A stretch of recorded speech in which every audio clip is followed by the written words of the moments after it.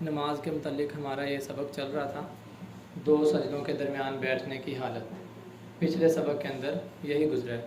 اس کے متعلق ایک دو اور حدیثیں کہ بیٹھنے کی کیفیت پہلے ہم نے پڑھی تھی کہ دو سجدوں کے درمیان نمازی اپنا بایاں پاؤں بچھا کر اس کے اوپر بیٹھ جائے گا اور دائیں پاؤں کو کھڑا رکھے گا اور انگلیوں کے کنارے سرے وہ قبلے کی طرف ہوں گے۔ آج اسی ہی کے متعلق ایک تو وہی حدیث ہے سنن نسائی کے حوالے سے، من سنت الصلاۃ، نماز کے طریقے میں سے ہے، ان تنصبا، کہ تو کھڑا کر لے، گاڑ لے، القدم الیمنا، دائیں پاؤں کو، واستقبالہ باصابعہا، اور اس کا رخ اس کی انگلیوں کے ساتھ القبلۃ، قبلے کی طرف ہو، والجلوس، اور بیٹھنا ہے علی الیسری، بائیں پر۔ یہ پچھلے سبق میں بھی ہمارا یہ گزرا طریقہ، اور آپ کے سامنے یہ بیٹھنے کی کیفیت حالت یہ موجود ہے۔ اور اس کے ساتھ خاص چیز وہ یہ بیٹھ تو گئے ہیں، وہ پاؤں کی حالت اور بندے کے جسم کی حالت بیان ہو گئی، اب نگاہ کہاں پہ رکھنی ہے؟ نظر۔ عبداللہ بن زبیر رضی اللہ تعالیٰ عنہ اپنے والد زبیر بن عوام رضی اللہ تعالیٰ عنہ ان سے حدیث بیان کرتے ہیں۔ یہ حدیث انہوں نے بتلایا نبی صلی اللہ علیہ وسلم کا یہ عمل، لا یجاوز بصرہ اشارتہ، نبی صلی اللہ علیہ وسلم کی نگاہ، نظر، وہ آپ جہاں پہ انگلی کا اشارہ کر رہے ہوتے تھے نا، اس سے آگے تجاوز نہیں کرتی تھی، انگلی کی طرف پیارے پیغمبر صلی اللہ علیہ وسلم دیکھتے تھے دو سجدوں کے درمیان بیٹھنے کی حالت۔ اور اسی طرح یہ حالت ہے پہلے تشہد کے بعد، کہ جب جب 3 رکعتوں والی یا 4 رکعتوں والی نماز ہے، اس میں جو پہلا تشہد ہے اس کے اندر بیٹھنے کی حالت بھی یہی ہے۔ یہ اس کے متعلق اشارہ ہوا ہے کہ جیسے مغرب کی نماز ہے، 2 رکعتوں کے بعد بھی ہم بیٹھ رہے ہیں تشہد، عشاء میں بھی بیٹھ رہے ہیں 2 رکعتوں کے بعد، ظہر میں بھی، عصر میں بھی، اس کے اندر بھی یہی کیفیت جو بیان ہوئی، لا یجاوز بصرہ اشارتہ، یعنی جب جب ہم نے تشہد پڑھنا ہے، انگلی کو حرکت ہے، انگلی کا اشارہ کرنا ہے، تو اس وقت اپنی نگاہ اس انگلی تک محدود رکھنی ہے۔ یہ زبیر بن عوام رضی اللہ تعالی عنہ نے نبی صلی اللہ علیہ وسلم کا عمل بیان کیا۔ سنن ابو داؤد کے اندر یہ حدیث موجود ہے۔ اور اسی حالت ہی کے متعلق کہ بیٹھنا کیسے ہے، یہ نہیں کہ ایک سجدہ کیا ہے، اس کے بعد سر اٹھایا ہے، ابھی سیدھی کمر بھی نہیں ہوئی، فوراً بیٹھ پھر سجدے میں، یعنی جلدی نہیں ہونی چاہیے، اطمینان ہونا چاہیے، اور 2 سجدوں کے درمیان کی دعا بھی پڑھنی چاہیے۔ یہ وہی حدیث مشہور کہ وہ صحابی آئے، جلدی جلدی نماز پڑھ کے جانے لگے، سلام کیا، اللہ کے رسول صلی اللہ علیہ وسلم نے جواب دیا اور فرمایا کہ ارجع فصلی فإنک لم تصلی، تو نے نماز پڑھی نہیں، واپس آ، نماز پڑھ، تو نے نماز پڑھی نہیں۔ تو اسی کے اندر اللہ کے رسول صلی اللہ علیہ وسلم نے اس صحابی کو سمجھایا، اذا قمت الی الصلاۃ، جب تو نماز کی طرف کھڑا ہو، فاسبغ الوضوء، اچھے طریقے سے وضو کر، ثم استقبل القبلۃ، پھر تو قبلے کی طرف رخ کر، فکبر، پس تو اللہ اکبر کہہ، وقرأ بما تیسر معک من القرآن، قیام کے اندر قرآن بھی پڑھ، ثم ارکع، پھر تو رکوع کر، حتی تطمئن راکعا، اطمینان ہو جائے تجھے کہ واقعی میں جھکا ہوں اپنے رب کے سامنے۔ رکوع کے بعد ثم ارفع، پھر تو اٹھا رأسک، اپنا سر، حتی تعتدل قائما، یہاں تک کہ تو بالکل سیدھا کھڑا ہو جائے، یعنی اطمینان ہو، یہ نہیں کہ رکوع سے اٹھے ہیں ابھی کمر سیدھی نہیں ہوئی اور فوراً سجدے میں، ایسا نہیں۔ نبی صلی اللہ علیہ وسلم نے ایسی نماز پڑھنے والے اپنے صحابی کو کہا تو نے نماز پڑھی نہیں، اطمینان نہیں جس نماز کے قیام میں، رکوع کے بعد کھڑے ہونے میں، سجدے میں، 2 سجدوں کے درمیان میں، وہ نماز ہی نہیں ہے۔ اللہ کے رسول صلی اللہ علیہ وسلم کے صحابی کی نہیں ہو رہی، جلدی جلدی میں ہماری کیسے ہو جائے گی؟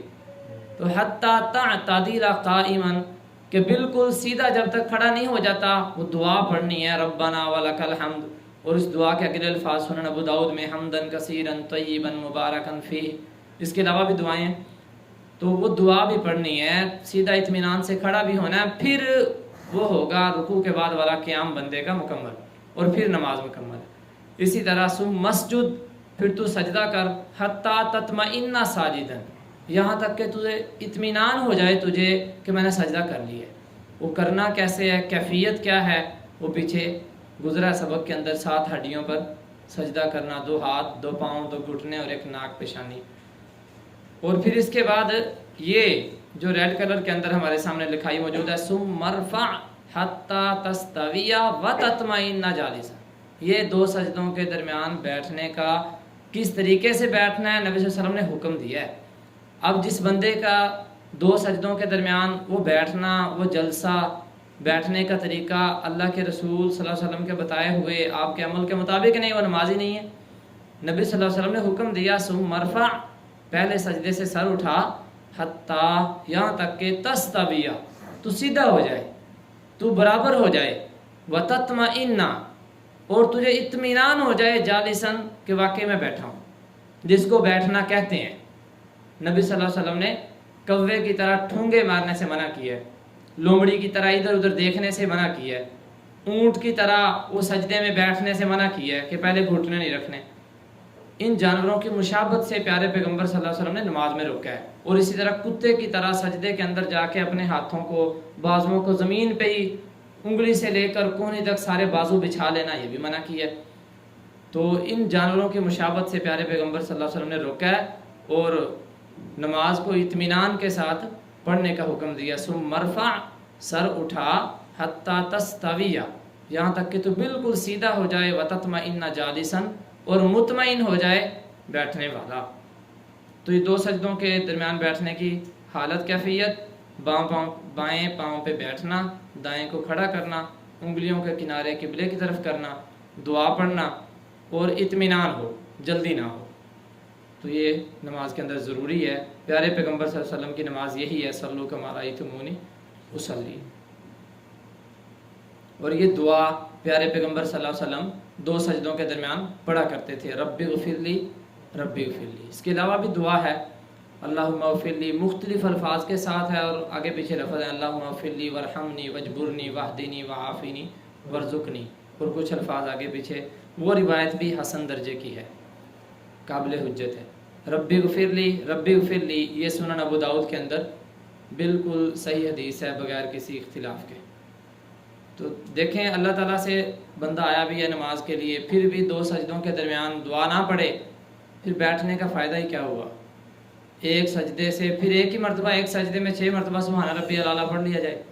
اللہ کے رسول صلی اللہ علیہ وسلم کی نماز کے مطابق جب ہم نے اپنی نماز بنانی ہے، 2 سجدے کرنے ہیں، اس کے درمیان بیٹھنا کوئی مقصد ہونا چاہیے۔ نماز کا کوئی بھی رکن، کوئی بھی حصہ وہ بے مقصد نہیں ہے۔ رفع الیدین بھی ہے، پیارے پیغمبر صلی اللہ علیہ وسلم کی حدیث کے مطابق 1 مرتبہ رفع الیدین کی 10 نیکیاں ہیں۔ اب دیکھیں اس سنت سے، ان نیکیوں سے ایک بندہ جو کرے ہی نہ، جس کی نماز کے اندر یہ سنت موجود نہ ہو، تو وہ ایک نماز کے اندر کتنے رفع الیدین چھوڑے اور ہر مرتبہ 10 نیکیوں سے محروم رہا، اور اللہ تعالیٰ ہر نیکی کا صلہ 10 گنا بڑھا کر دیتے ہیں۔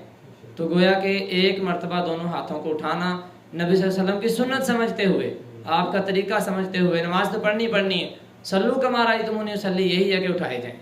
100 نیکیاں موجود ہیں۔ رب اغفر لی، رب اغفر لی، یہ 2 سجدوں کے درمیان بیٹھنے والی حالت کی دعا ہے۔ اور یہ بھی دعا جو ابھی آپ کے سامنے میں نے ذکر کی، اللہم اغفر لی ورحمنی وعافنی واہدنی وارزقنی، بڑا پیارا ترجمہ ہے۔ اے اللہ مجھے معاف کر دے، اے اللہ مجھ پہ رحم فرما، اے اللہ مجھے عافیت دے، مصیبتوں سے، آزمائشوں سے بچا مجھے، واہدینی، مجھے ہدایت دے۔ دیکھو اللہ تعالیٰ نے توفیق بھی دی ہے، بندہ مسجد میں بھی آیا ہے، پھر بھی ہدایت کی دعا۔ جیسے نبی کریم صلی اللہ علیہ وسلم، آپ سے زیادہ راہ ہدایت پر کون تھا؟ کوئی بھی نہیں، لیکن پھر بھی نماز میں دعا کر رہے ہیں، اہدنا الصراط المستقیم، واہدینی، یہ بھی اللہ کے رسول صلی اللہ علیہ وسلم نے ہی سکھائی، وارزقنی، اور مجھے رزق بھی عطا کر۔ بڑی پیاری دعا ہے۔